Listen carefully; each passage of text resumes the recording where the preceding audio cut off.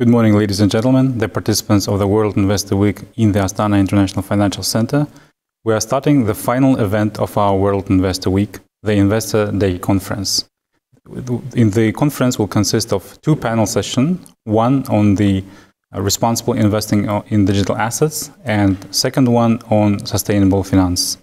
My name is Almaz Jolomanov and I'm privileged to moderate this panel session on responsible investing in digital assets. I'd like to do some technical announcements. First, we will collect all the questions in the end. You can ask a question through the chat function or Q&A button. And for your convenience, for those participants who are registered through Zoom, the translation will be available into Russian, Kazakh, and English languages in the navigation panel of Zoom. With this, it is my pleasure to introduce the speakers of this panel session. Ms. Yerkezhan Akylbekova, who is a certified financial risk manager with more than 10 years of experience in enterprise risk management and 3 years of experience in fintech regulation. She is experienced in authorization, supervision of companies from areas like crypto exchange, digital assets, payment systems, crowdfunding, robo-advisory, etc. Our second speaker is Haris Ashraf Siddiqi.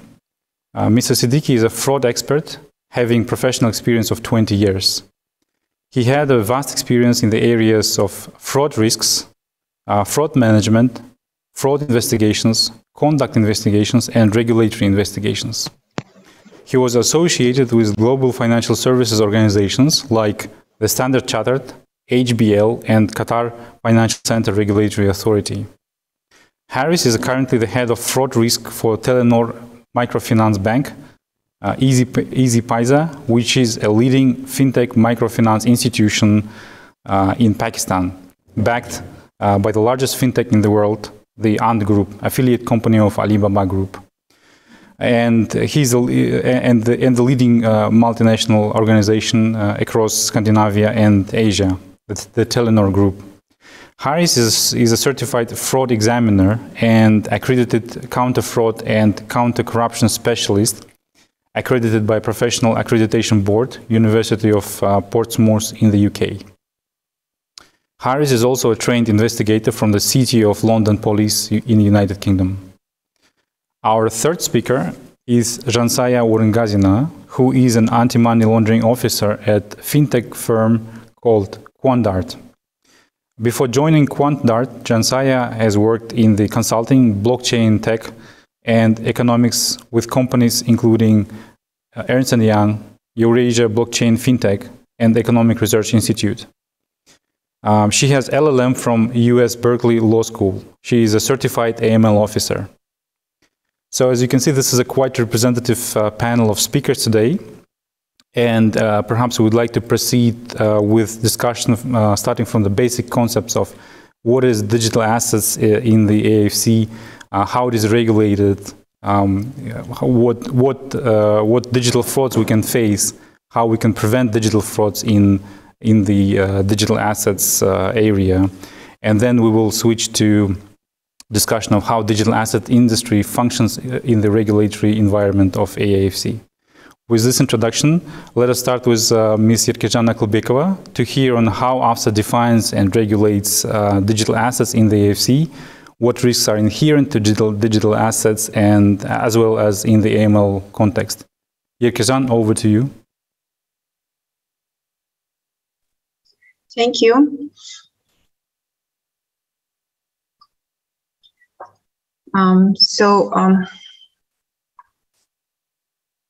Let me share my screen with you.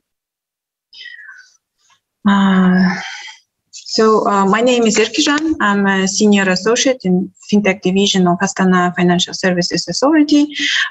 Today, I'm going to tell you about regulation of cryptocurrencies in AFC. So let's start from discussion through some useful terminology that we will be using today. So first is digital ledger technology, refers to technological infrastructure and protocols that allow simultaneous access, validation, and record updating in immutable manner across a network that's spread across multiple entities locations. The technology can be used in various areas. For example, it can help governments with tax collections, the issuance of passports, recording land registers and licenses, and the outlay of social security benefits, as well as voting procedures. The technology is making waves in industries such as finance, music and entertainment, diamond as a precious assets, art, supply chain of various commodities, and more. The blockchain is a public digital ledger for transactions that records information in a way that makes it difficult to hack or alter. Blockchain is a type of DLT in which transactions are recorded with an immutable cryptographic signature called a hash. Virtual currency is a digital representation of a value. Yerkezhan, excuse me, would you like to enlarge the screen, because I think it's not at the full capacity, so people are not seeing it. Yes. Yeah. Sorry. Virtual currency is a digital representation of a value that can be digitally traded and functions as a medium of exchange, unit of account, store of a value, but doesn't have a legal tender status in any jurisdictions. It's not issued, not guaranteed by any jurisdictions, and fills out the functions only by agreement within the community of users of virtual currency. Here I have provided the definition given by a Financial Action Task Force, but AFSA have the same the definition that is close to one given here. However, in AFC we use the term digital assets instead of virtual currency, but this doesn't change the essence. Also, there are centralized virtual currencies that have a single administering authority, and decentralized virtual currencies, also known as cryptocurrencies, that are distributed, open source, mass-based, peer-to-peer virtual currencies that have no central administering authority and no central monitoring or oversight. Cold storage refers to an offline wallet that is not connected to the internet. Hot storage refers to an online wallet, and there is an access to a wallet from the internet. The cold storage is good for storing assets for long term, and it's more secure. However, it lacks the advantage of quick access like in hot wallets. And tokenized security is a digital representation of traditional security with the purpose of broadening its market reach and enhancing market liquidity. Tokenized securities functions the same way as traditional off-chain securities, except that they can be stored, sold, and exchanged on blockchain networks. History of cryptocurrency started in 2008 when a document officially representing new cryptocurrency, the Bitcoin, was published. In January 2009, the first Bitcoin block, the so-called Genesis block, was generated. In the same January, the first Bitcoin transaction took place. The sender was Satoshi Nakamoto, and addressee was Hol Finney. In October of the same year, the first Bitcoin rate against the dollar on the exchange was published. The rate was $1 equal to 1,309 Bitcoins. In the early days of crypto assets, investors had little choice but to use unproven or dubious offshore exchanges for trading and complicated open source software for self-custody of crypto assets. In 2010, the first crypto exchanges were launched. They were Bitcoin Market and MTGOX. After that period, many professional players entered into the market. The market itself had intensive development. Some regulation of market was introduced in different countries. And you maybe know that this year El Salvador declared Bitcoin as an official payment instrument. So Salvadorians will be able to use cryptocurrency to buy a cup of coffee, for instance, or pay for services. Also, they can be able to pay taxes in Bitcoins and use cryptocurrency to pay their mortgages. When larger funding poured in around 2012, the ecosystem quickly professionalized.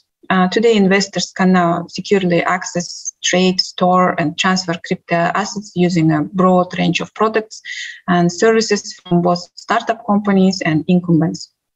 Blockchain native firms are a broad range of companies that have been founded over the last 10 years to support and build out the digital asset ecosystem. Examples range from miners, software firms, and exchanges to exchanges, wallet providers, and analytic firms. A growing number of fintech companies have launched consumer-facing crypto asset offerings. Examples include PayPal and Square, and also neobanks such as Revolut.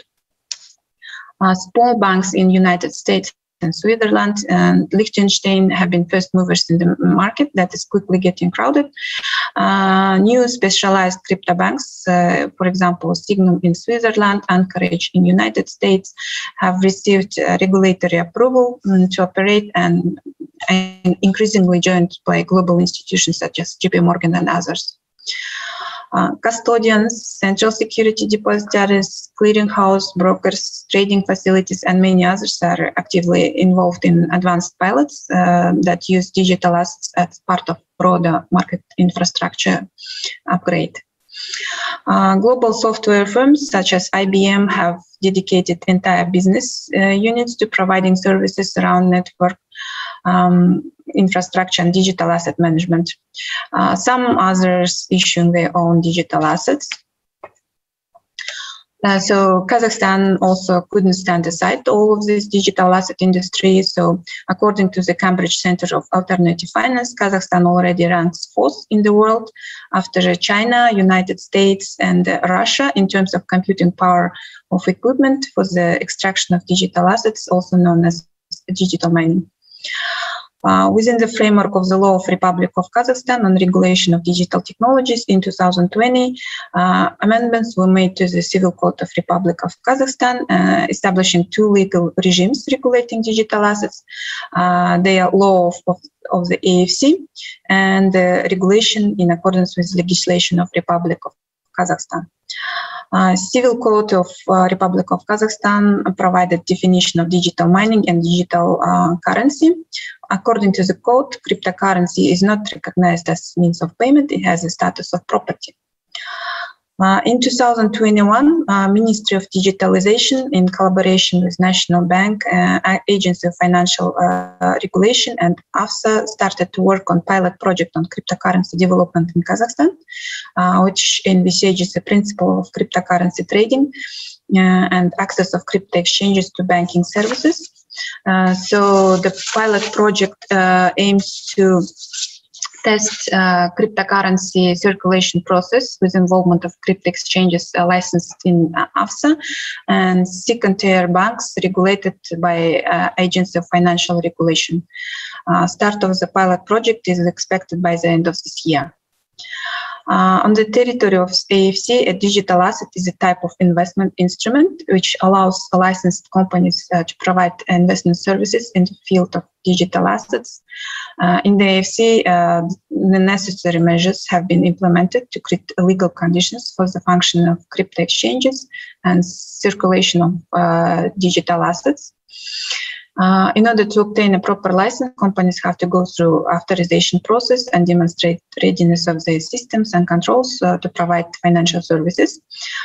Crypto exchanges have to obtain operating digital asset trading facility license. All licensed entities, including crypto exchanges, are subject to supervision procedures by AFSA. In order to be licensed, the digital asset trading facility has to demonstrate compliance to various AFC rules and regulations. Financial Services Framework Regulation outlines core principle of regulation, and the company may find here the principles of licensing, approval of controlled functions, principles of enforcement, powers of AFSA related to regulated entities, and etc.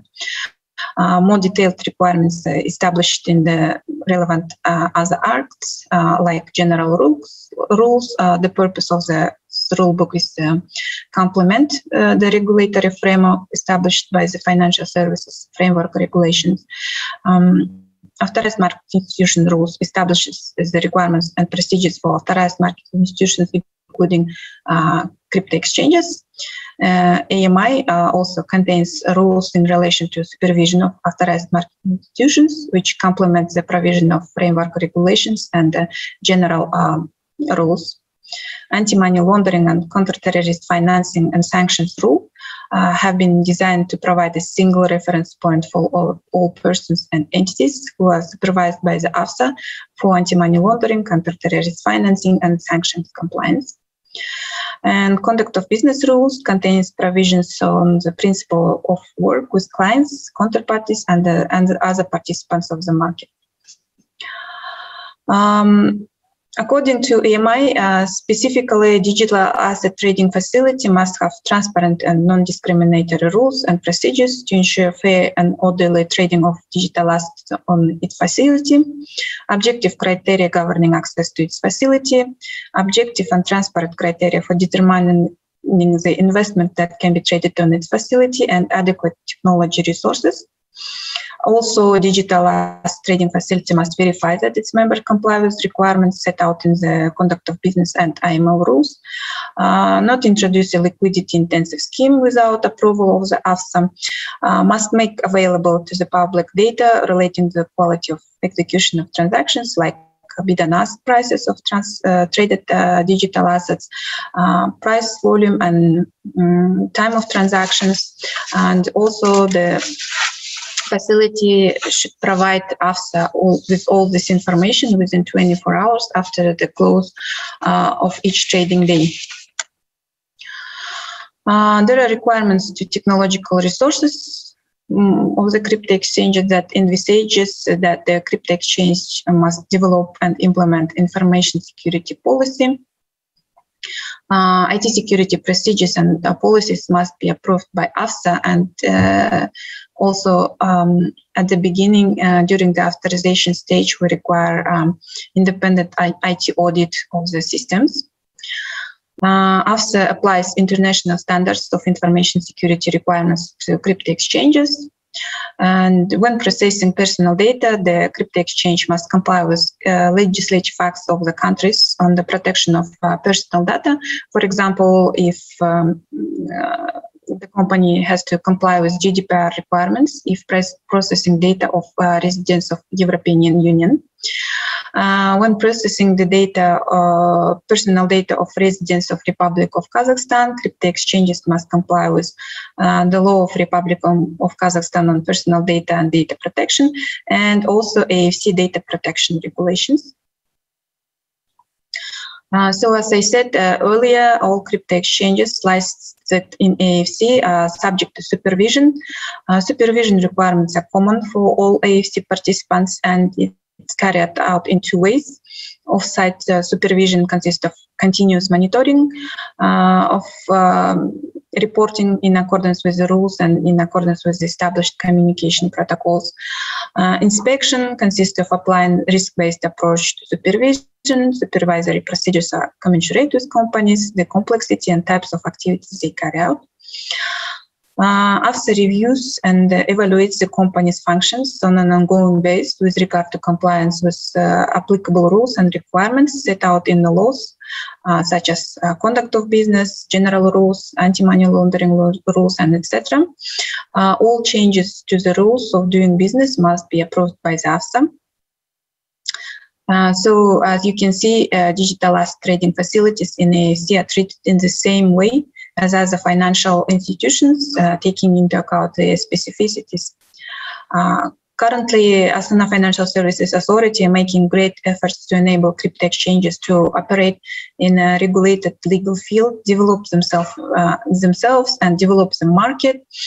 And AFSA will continue its work on development of regulations in this field, making stress on consumer protection and anti-money laundering, counter-terrorist financing measures. Thank you for your attention. I'll be happy to answer your questions after this session.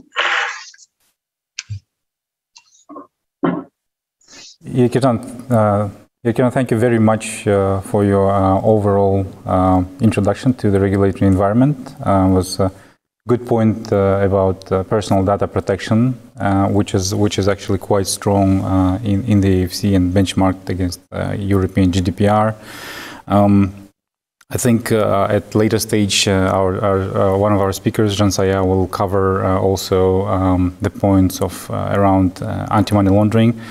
Arguably, people might be vulnerable to anti-money laundering risks, and Financial Action Task Force actually dedicated specific recommendations on anti-money laundering in digital assets sphere. Arguably also, the consumers, retail investors might be more vulnerable to frauds in digital assets, and that's because that is a relatively recent trend, and people just naturally might be less knowledgeable in frauds in digital assets area. And our next panelist will cover typologies of frauds and red flags around investing in the digital assets. Haris, the floor is yours.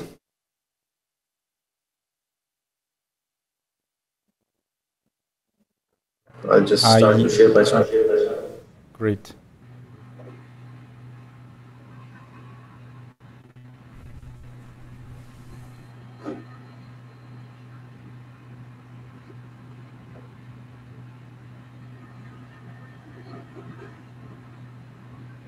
So this is on now.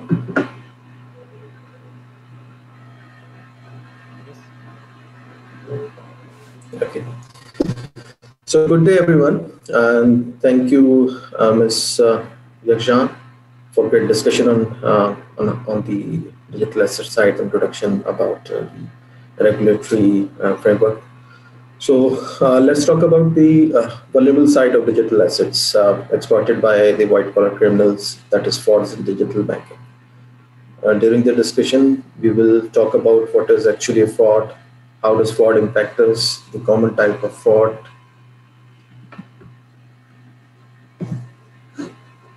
for digital assets, and how to prevent frauds in digital assets. So let's talk about what is fraud and what does fraud mean to you. Fraud by definition is the intentional manipulation of truth for financial and personal gain, or a person or a thing intended to deceive others, typically by unjustifiably claiming or being credited with an accomplishment and qualities.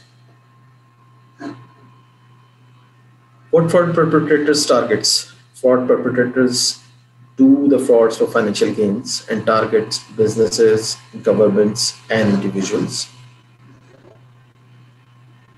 Why they are targets? For money, because when there is a money, there is a potential of frauds.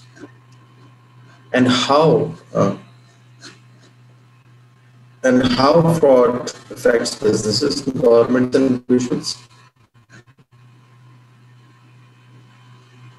Let's see the quantum of frauds happening and its impact. According to the ACFE's report to the nations for the year 2020, total loss caused by frauds is over $3.6 billion. It is estimated that the organizations lose 5% of their revenue for frauds each year. Overall, 86% of frauds are relating to assets misappropriation, with the median loss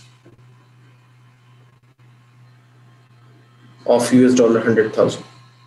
For the digital assets, though it is difficult to get the actual numbers of frauds in digital assets globally, however, US consumers reported $52.6 million in losses from crypto scams to the Federal Trade Commission in the first quarter of 2021. The figures represent a roughly 80% increase from the fourth quarter of 2020, when consumers reported $29.3 million in losses from cryptocurrency-related scams.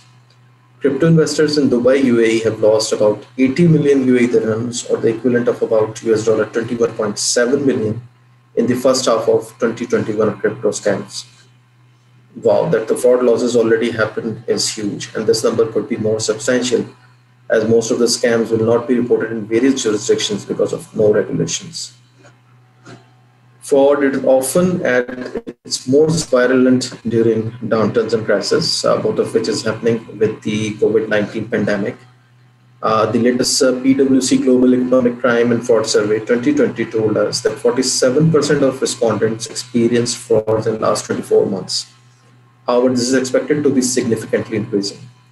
When pressure on people, companies, and economy is greatest, there are pressures that motivate fraudsters to act.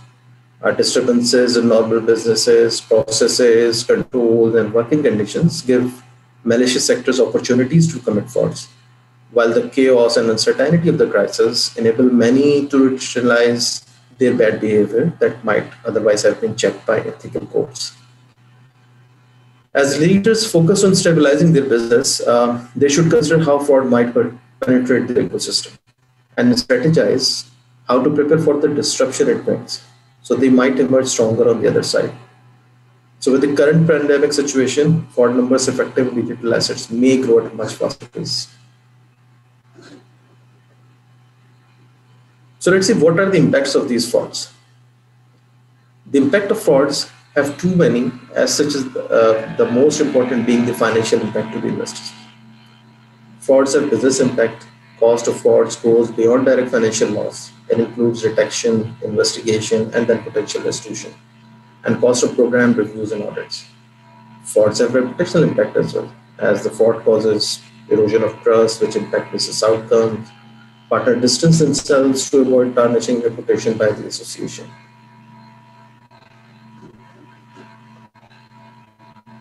More could be, they could also impact the organization's outcome, as fraud exam undermines the organization's ability to deliver services and achieve intended outcomes.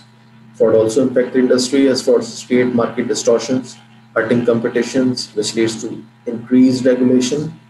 And frauds have human impact, because fraud is not a victimless crime. Victims of fraud suffer from depression, embarrassment, along with the financial distress. So let's discuss what are the common types of frauds in digital assets fraud. Number one being the imposter websites. You may be following a solid tip from someone with a lot of expertise, but still become a victim by accidentally visiting a fake website. There's a surprising number of websites that have been set up to resemble original valid startup companies.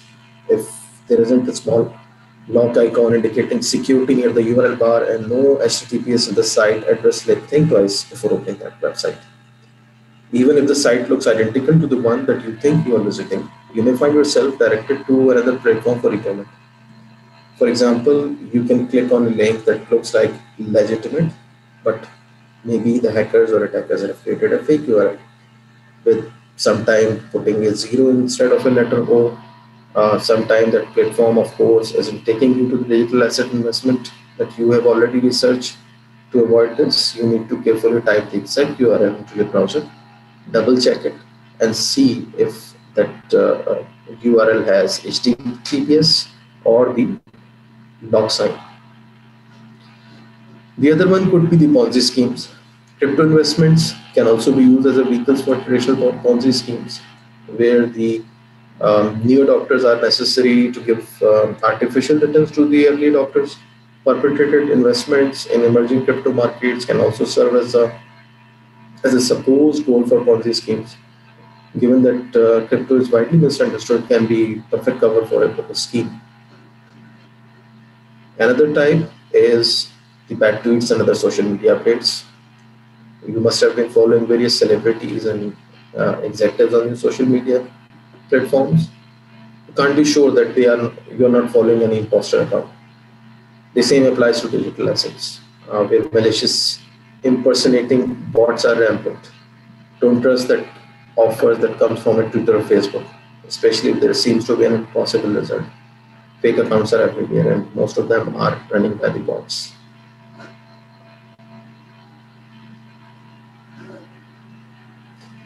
Another and most common fraud is about the scam initial coin offering, or the ICOs, the first offering of a particular digital assets for sale, called an ICO.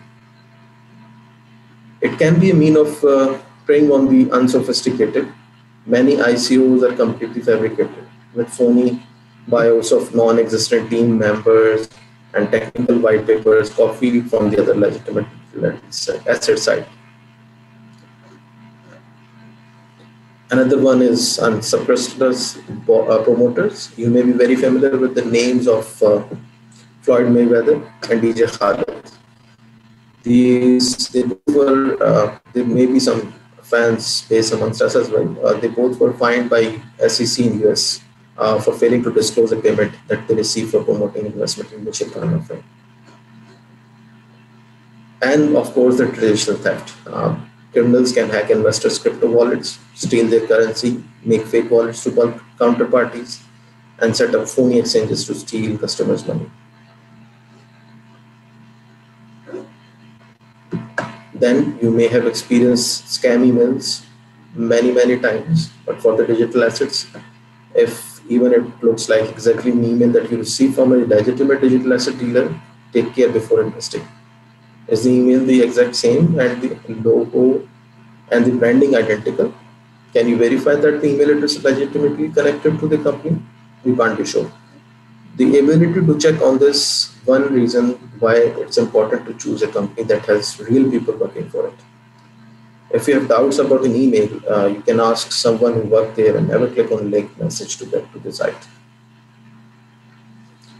Another famous type of fraud is the account takeover activity. Account takeover is a fraud which is an identity-based attack where fraudsters use stolen credentials to take control of user accounts and use them as launchpad for a variety of crimes, including taking over bank accounts, redirecting shipments, money laundering, stealing reward points, reselling subscription information, and many more. Another one could be the fake mobile apps and wallets. Another common way scammers trick investors through fake apps available for downloads through Google Play Store and Apple Play Store. Although stakeholders can often quickly find these fake apps and get them removed, that doesn't mean that more applications aren't impacting many bottom lines. Thousands and thousands of people have already downloaded those fake apps. While there is a great risk for Android users, every investor should be aware of the responsibility. Are there obvious misspelling in the copy or the name of the app? Maybe the branding looks identical with the strange coloring or incorrect logos. We need to take note and reconsider downloading those. Another type, pump and dump scheme, quite similar to the classical pump and dump schemes. For digital assets, it's a new variation, where owners of the stock try to drive the price up before selling off their holdings at an artificial peak. For digital assets, this is very common at the ICO stage, or maybe even beyond. Whenever false claims can hype up demand and permit the originators and dominant holder of the cryptocurrencies to earn massive phony profits. Next one is the broker-dealer fraud. Some regulators worldwide has examined exchanges and funds investing in cryptocurrencies, which may, depending on the circumstances, need to register as a broker-dealer or exchange. Another one is market manipulation. Fraudsters can attempt to manipulate the markets with cryptocurrencies or related derivatives products are traded. Improper market manipulation may include spoofing, front-running, churning, and other schemes. So with all that different types of frauds happening, how can we prevent fraudsters to rob us from our hard-earned money? For preventing frauds, we have two tools to use. That is, awareness and education to the investors or the potential investors is the biggest tool of prevention against fraud. The second tool of prevention could be regulating the digital assets in respective jurisdictions, as the financial services regulator needs and regulations to reduce the opportunity to commit frauds. Only the registered or authorized dealers should be allowed to operate, and the investors are advised to look for registered or authorized sellers of digital assets. So for the awareness part, there could be red flags that the investors should watch for to prevent these frauds. But what are these red flags actually? So red flags are the circumstances that are unusual in nature and vary from normal activity. Red flags are warnings that need extra attention or investigation to confirm potential fraud.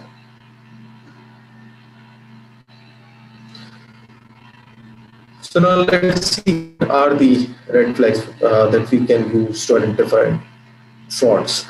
So it is very important that when considering investment opportunity, be cautious if you spot any of these red flags of fraud. Number one could be guaranteed high investment returns. There could be promises of high investment returns with little or no risk or a classic warning of sign of fraud. Fraudster may post fabricated historical returns on their websites showing unbelievably high investment returns. The other could be the unlicensed or unregistered sellers. As we note that in AFSA, the cryptocurrency dealers are registered or they are regulated. So there could be unlicensed, unregistered sellers commit much of the frauds targeting retail investors in various jurisdictions. We need to check out the background, including license and registration status of anyone offering you an investment in securities using the search tool. You can also make a public search for the seller to identify any negative info on them on a public domain. Research about them as much as you can. Another red flag could be the skyrocketing account values. Depiction of investment account rapidly increasing in value and providing large returns are often fake. This is a tactic fraudsters use to entice investors with the prospect of great wealth.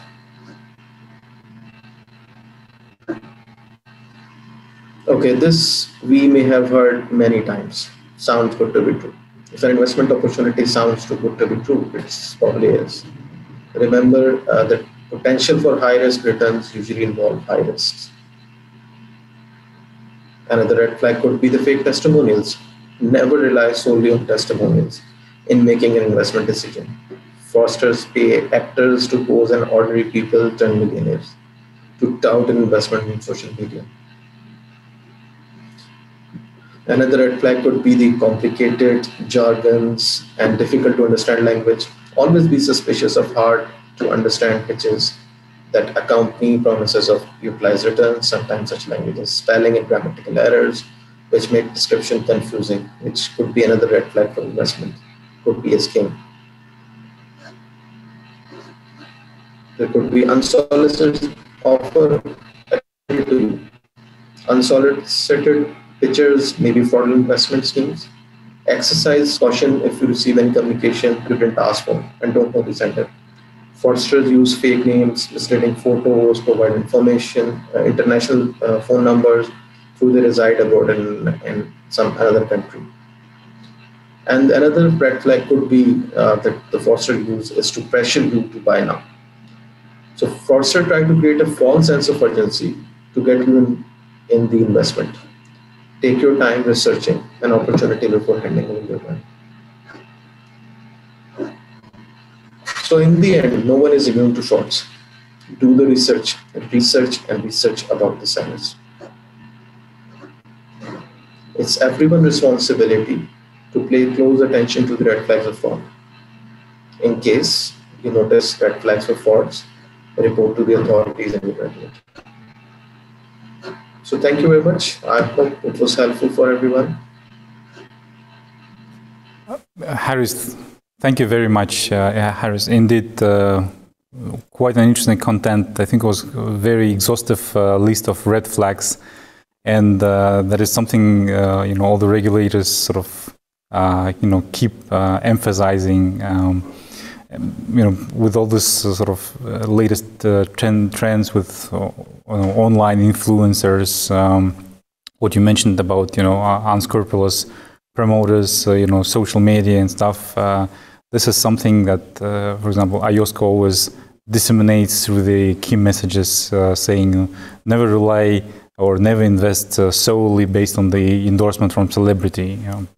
People think that if celebrities sometimes recommend or endorse, there is a credibility around that product, and start investing or start liking the product. So, indeed, really, very interesting and good overview about digital frauds. And with that, I think we will proceed with our discussion. I think AFC is one of the few jurisdictions with a quite progressive regulatory environment for digital assets. Unfortunately, we see that some firms claim to be licensed in AFC and offer financial services to uninformed consumers, and investing with firms that are that do not have a license from the regulator, from the AFSA. In case of AFC, I think most probably will lead to losing your money. And let us hear from a firm working in AFC, in the regulatory environment of AFC under AFSA's license. What it is, what it feels like in working in a regulated environment legally under the license of AFSA. Zhansaya, over to you. Thank you, Almaz. Today, I also want to talk about responsible investing in digital assets from the perspective of the practicing licensed firm dealing in cryptocurrency in the AFC. Can you see my slides? First, I want to start with some risks associated with digital assets currently in Kazakhstan. So last year in Almaty, according to the Almaty Police Department statement, there is an investigation is underway on a pseudo investment company that offered asset management in cryptocurrency. As a result, there are estimated to be $37 million in losses and around 5,000 of victims. And of course, the main reasons for this kind of cases to take place is that intermediary was unverified and there was aggressive marketing and lack of financial literacy. Also, some other common scams involving digital assets are Telegram OTC channels where people meet face-to-face in order to exchange digital assets, but one of them get scammed and left with no money or digital assets. And also, there is unregulated crypto exchanges over-the-counter services. However, even if there are some instructions on not to send your digital assets before you receive fiat money, some people disregard that and also get scammed. Also, it was previously mentioned by Haris, there's celebrity endorsement scams and phishing. It was mentioned by Yerkezhan about the regulations in Kazakhstan, but for people to have an understanding about the licensed firms dealing in digital assets, they should understand that legislation of Kazakhstan prohibits the circulation of unsecured digital assets, and digital assets are not means of payment. So cryptocurrency in Kazakhstan is a form of commodity, and they are divided into two types. First is secured, backed by real assets, and unsecured. The most common ones where people want to invest, such as Bitcoin, Ethereum, Dogecoin, they are all prohibited for circulation in Kazakhstan. However, the AFC does not prohibit activities with cryptocurrencies in its territory, and cryptocurrency is recognized as a type of investment. So these regulations of the AFC allow licensed activities such as for crypto exchanges, crypto brokers, and crypto custodians. So shortly about QuantDART's license, we do have 6 types of activities as regulated activities for crypto brokerage, asset management products, and custodial services. So as a crypto broker, we buy, sell, and exchange digital assets for the clients, and we provide 4 types of investment products as an asset manager, and we do provide multi-signature custody wallet. So how do you verify? Thanks. How do you verify company's license? We just mentioned that AFC does allow licensed activities in digital assets. So there is a public register of the Astana Financial Services Authority. So you can just go to publicred.myafsa.com and type the name of the company, and you get the basic information about their license. So here you can see that you can see their activities and the license number, and most importantly, license expiration date and status. Oops. Oh, I cannot switch to the next slide. Thanks. So why should you choose a licensed company? Because licensed companies, they have already established AML procedures and policies, and they do instant reporting to the AFSA of any breach or likely breach of regulations by the company. And this kind of licensed companies and their assets, they must maintain certain amount of minimum capital requirements, or defined, if it's defined by their license notice, that they must maintain required amount as a bank guarantee or insurance. And in digital assets, since we are dealing with wallets, they must ensure that 100% of the private keys are backed up in a cold wallet. And of course, there are certain requirements on IT systems and especially on personal data protection standards. And licensed companies everywhere, they undergo financial audit and IT audit by certified information security auditor. So next slide, please.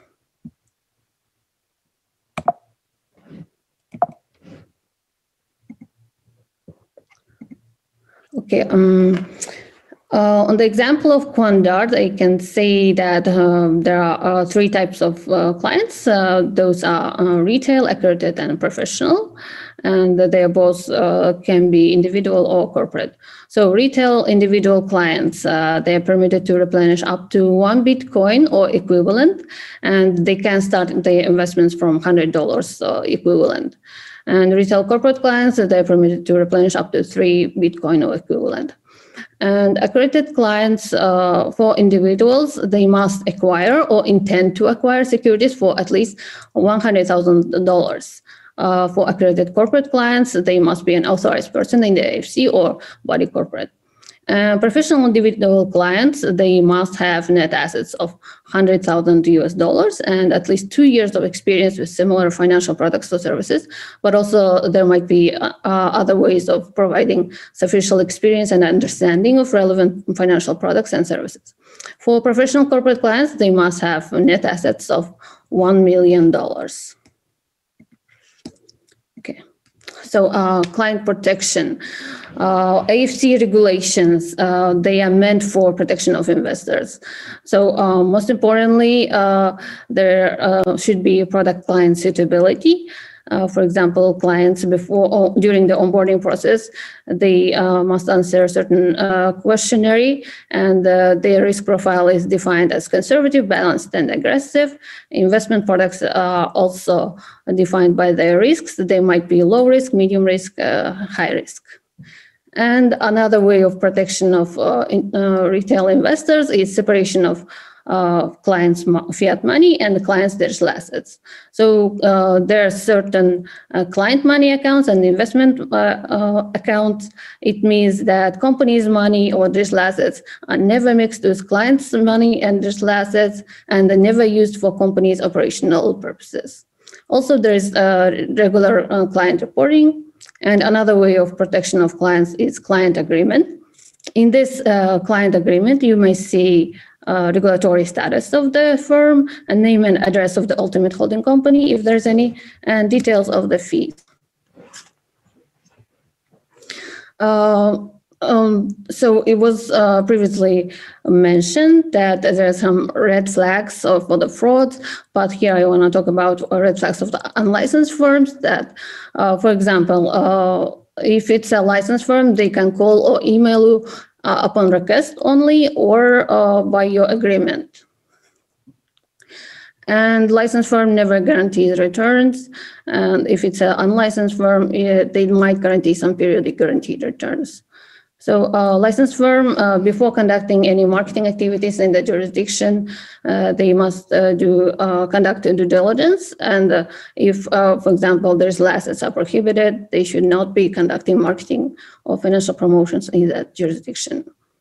So licensed firms always provide their contact information and contact information of the regulator. However, in unlicensed firms, you might get them just partially or not even have them. And most importantly, licensed firms are required to give the clients complaints handling and disputes policy available to everyone, but unlicensed firms don't have usually that kind of information. And licensed firm always must disclose the risks before client invests any money. Okay, about the AML procedures that is usually practiced by licensed companies is know your customer, know your transactions, and know your supplier, know your employees. So most importantly, all licensed firms are subjects of financial monitoring. They must identify identity verification and source of wealth understanding of verification, depending on the situation. And every client gets assessed AML risk rating. And know your transactions practice means that, for example, clients the licensed firm only accepts client money from the bank account under the name of the client, and they cannot receive any money from other people. And these last transactions are always checked. And know your supplier practice means every supplier gets checked before entering into a business relationship. And know your employees practice means that every employee before working for the licensed firm, they undergo background check and enhanced checks for key positions. So many people might have some misconceptions that these assets cannot be tracked and they are anonymous.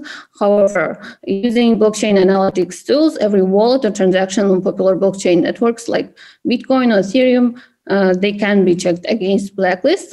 Here on the left, you can see the illustration. Those are transactions between several wallets. And on the right side, you can see an example. If this kind of Bitcoin address is related to financing terrorism, they're gonna be blacklisted, and other, for example, wallets who's sending cryptocurrency to them also might get blacklisted as well. So in conclusion, I just want to say that investing is a responsibility. So especially in digital assets. And before investing in digital assets, you should always seek for tax or financial advice. And it is a responsibility of the investor to conduct due diligence on the platform and on the type of investment they want to invest in. Also, since it's digital assets, you should always protect your private keys, because sometimes people just can lose their cryptocurrency because they just lost their passwords. And most importantly, you should resist fear of missing out. Investing should not be an emotional decision. So thank you. This is it for my side. Zhansaya, thank you very much. Very illustrative presentation about the merits of working in the regulated environment as a licensed firm. Thank you for sharing on some client protection arrangements and also the guidance on responsible investing. Indeed, very good points. A licensed firm would never promise a guaranteed return, or call you and pressure you on buying financial products. With that, I'd like to suggest that we proceed with Q&A session. We have a few questions that came through the chat function. Just a second. The first question came asking whether the introduction of digital tenge is planned in Kazakhstan. I really don't know whether we can respond on Kazakhstan-related plans, because at least that is something maybe not that relevant to the Astana International Financial Center, because AFSA is a separate jurisdiction for financial services. Of course, unless any of the panelists would like to comment on that. There is a second question, and that is to Zhansaya, and this is in Russian, so feel free to respond in Russian. The question goes: хотелось бы узнать, какие особенности, сложности AML-процедур в компаниях, управляющих криптоактивами, а также какие программные продукты и методики могли бы порекомендовать. So we would like to know what are the difficulties of AML procedures in the companies that deal with crypto assets, and what program products and methodologies are the most effective for KYC and enhanced due diligence procedures in such companies. Thank you for your question. I think I'm not going to name the tool because otherwise it would be advertising, but you can write to me by email and I would recommend you some of the companies. However, these are all standard procedures. They are all in practice when we are speaking about client identification and when we are saying about blockchain analytic tools. These are all commercial tools, and that's why I cannot say the names of them because it would be kind of advertising. Okay. Another question, and that is probably addressed to Haris. Haris, the question goes, what questions should a potential investor ask before deciding to invest in digital assets in order to minimize the risk of a fraud?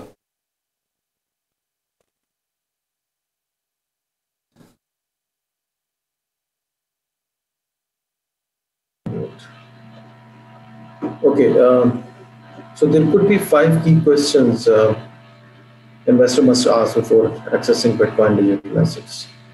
Number 1 could be, how do I know the asset provider's regulatory license for purchasing assets is legal in my country? Second question could be, how can I ensure trust and security and avoid counterparty risk? The third question, they should look for what is the track record and history of that particular asset manager. Do they understand how digital assets work? Another could be, how do I know I'm not buying tainted coins with illicit history, as it was just mentioned in the last presentation that we have the option to view if the asset is blacklisted or not. And another question could be that the investor can look for is if you can include a multi-asset strategy. Are there multi-asset custodians? If your strategy changes from bonds and stocks, can you access Bitcoins and the digital assets within the same portfolio? So these could be 5 questions that an investor should look for.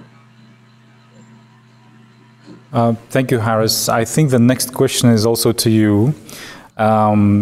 It goes, what are the latest recommendations for the investigation of stolen digital assets? Will the court accept just a screenshot from the Etherscan as proof of transaction? I think it will vary from jurisdiction to jurisdiction. It will be more related to how the laws operate in that country. In most of the jurisdiction, yes, the digital form of evidence is acceptable.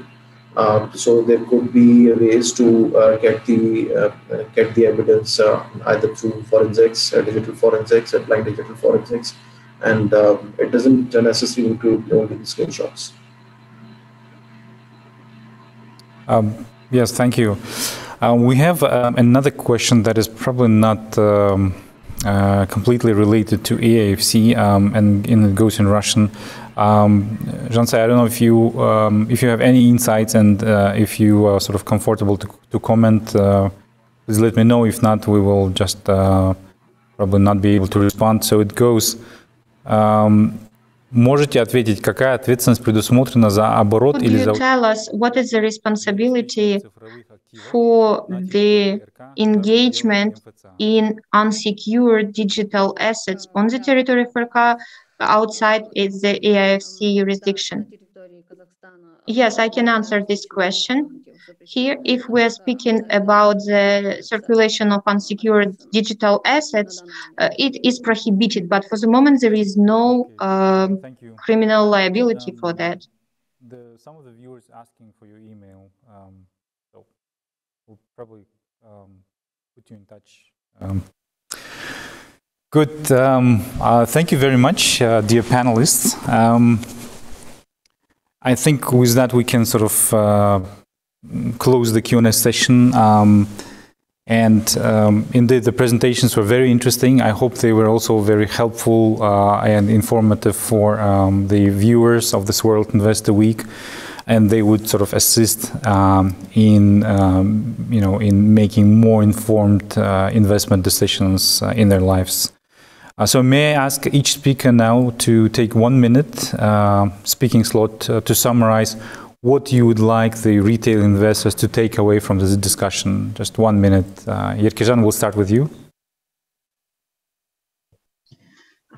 Thank you. So the main takeaways from my presentation, what you should know is that cryptocurrency businesses are regulated in the AFC, and the cryptocurrencies are regarded as investments by regulation of the AFC.